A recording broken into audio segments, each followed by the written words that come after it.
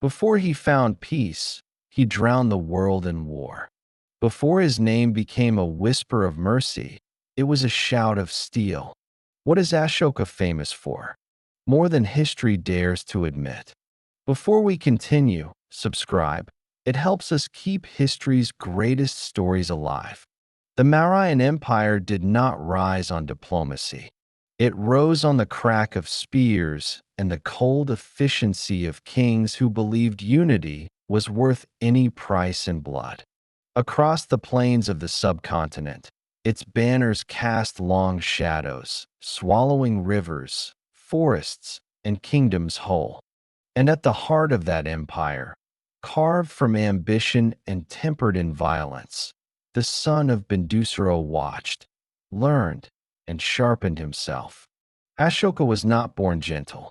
He was born into a world where mercy was weakness. The palace whispered of him long before he ever commanded an army. As a prince, he walked the halls like a storm waiting to break. Tutors feared his temper. Ministers admired his clarity. Rivals watched him with quiet dread. Even among the countless heirs of a powerful king, Ashoka stood apart, cold-eyed, hungry, impossibly sure of the destiny he believed he deserved. The empire held its breath. His early campaigns were not the victories of a statesman. They were the warnings of a conqueror who refused to be forgotten. Reports from the frontier spoke of towns emptied, rebellions crushed before they could speak their first words, and borders pushed outward like the beating pulse of an empire that would not slow. Ashoka moved like iron through soft earth, leaving scars behind him that no amount of time could fully erase. His reputation traveled faster than his armies, brutal, decisive, unstoppable. And still, he pushed forward. The court feared him as much as it needed him. When succession tensions erupted between Bindusara's sons, Ashoka's rise came not through consensus, but through elimination. Brothers who might have stood against him vanished.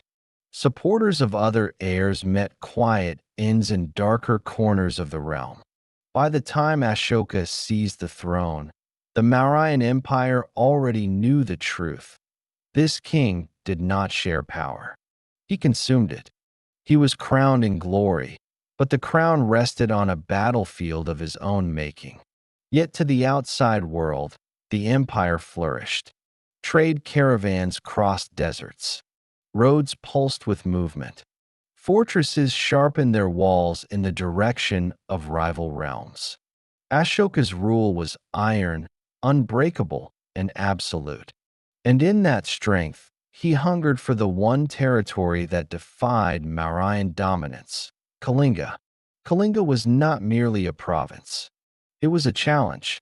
A wealthy coastal kingdom, fiercely independent, shaped by warriors who believed freedom was worth dying for. For years, it stood untouched, a defiant mark on the map that mocked Mauryan supremacy. Ashoka saw it as an insult, a threat, a promise of rebellion if left unconquered, and he swore to end it. The road to Kalinga was paved with warnings, but Ashoka ignored every one. Advisors urged caution. Generals reminded him that Kalinga's people were stubborn, born from stone and sea, not easily broken. But Ashoka was no longer a prince seeking approval. He was an emperor seeking legacy. And to him, legacy meant conquest. The empire marched.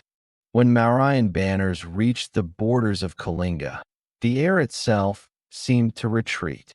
Ashoka unleashed an invasion on a scale the kingdom had never witnessed. Villages burned as the armies pressed deeper. Resistance rose in waves. Ambushes in forests, desperate defenses on riverbanks, last stands carved into hillsides. The battle hardened Ashoka, but it also hardened Kalinga. They refused to kneel. Every defeat only steeled their resolve. The frontier held its breath. Then came the day the world remembers, the Battle of Kalinga. Tens of thousands clashed on fields that would remember the screams long after the bodies had vanished. The Mauryan army fought with the force of an empire. Kalinga fought with the desperation of a people who had nothing left to lose. The ground shook beneath elephants. Arrows darkened the sky.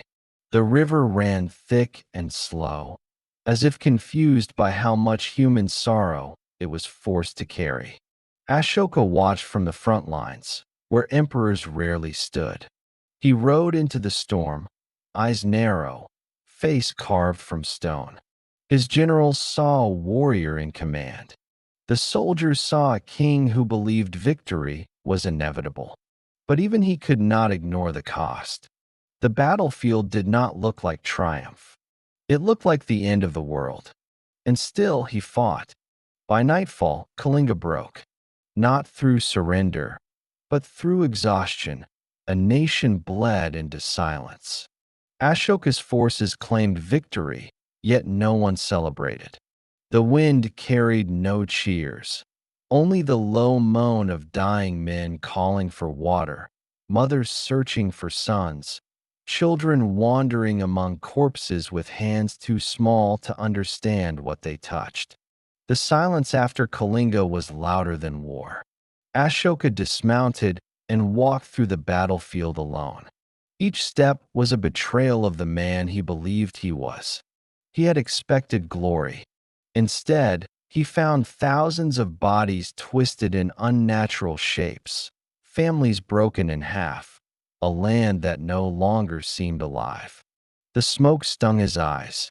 The stench made him pause. But what truly stopped him were the faces of the dead, frozen in fear, agony, disbelief.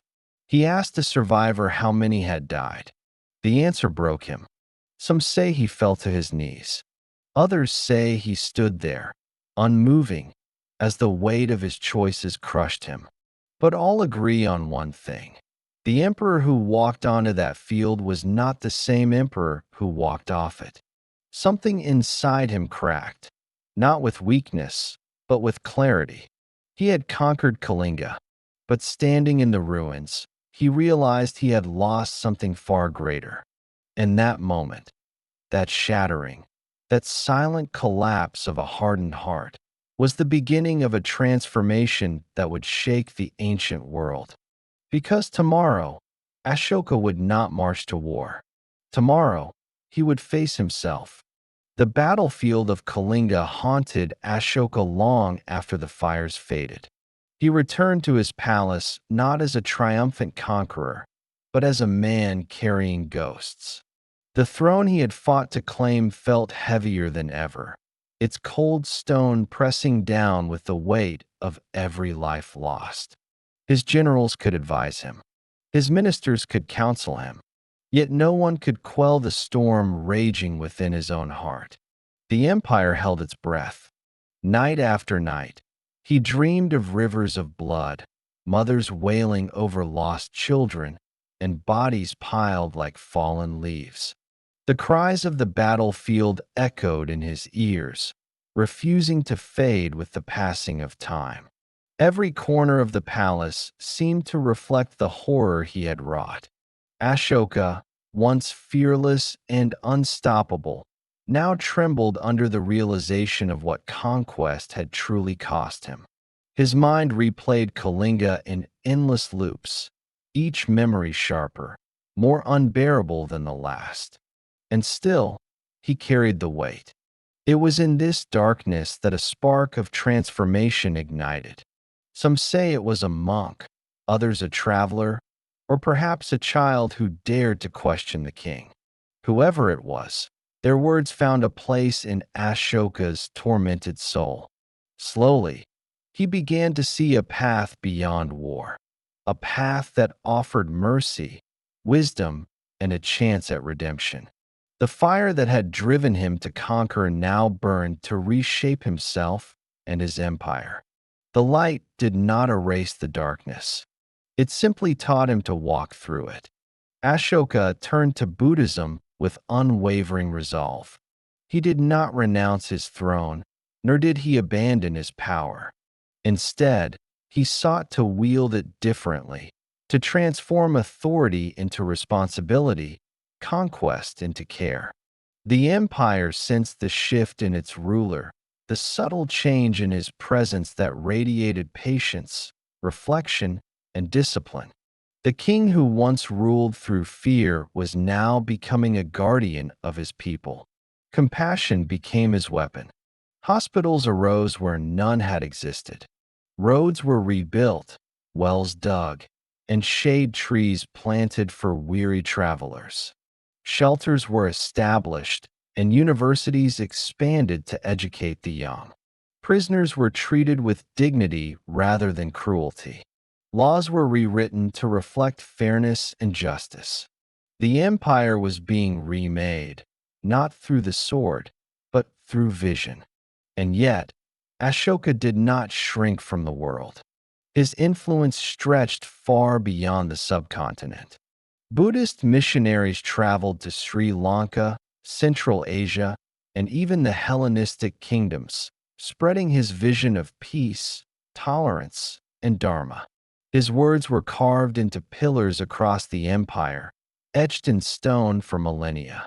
They instructed rulers to govern with fairness, to protect the weak, and to honor life itself. Kings built monuments to themselves. Ashoka built promises. Even as he reshaped his empire, he could not escape the shadow of Kalinga. The memories of the dead haunted him, guiding his choices and tempering his rule. The battlefield remained a constant reminder of the fragility of power and the cost of ambition. He bore this burden willingly, allowing it to temper his decisions and strengthen his resolve to leave a lasting legacy of conscience and justice. The silence after Kalinga was louder than war. As he aged, the empire began to shift. His children debated succession, officials questioned reforms, and some nobles longed for the iron fist of old rule. Ashoka felt the weight of time pressing upon him, yet he pressed on, carving more edicts, supporting more missions, and ensuring his teachings would endure beyond his lifetime. He did not seek glory, only the continuation of a vision he hoped would outlive him. The empire had changed, so had he. When Ashoka died, it was quietly, without the thunder of armies or the clamor of conquest. Yet his influence endured. The Mauryan dynasty would fade, provinces would rebel, and borders would shift, but the pillars, the teachings, and the dharma he spread persisted. His legacy traveled through centuries, inspiring rulers, scholars, and ordinary people across continents. What survived of Ashoka was not his empire, but his conscience. What is Ashoka famous for? Not the battles he won, nor the throne he claimed. He is remembered for the moment he stood on a battlefield of corpses and chose to become something more than a conqueror. Kings rule nations. Ashoka tried to heal them. And long after his empire vanished, his message refused to die. If you enjoyed this video, please ensure you like this video and subscribe to the channel. Also do well to check out other videos from this channel. Thank you.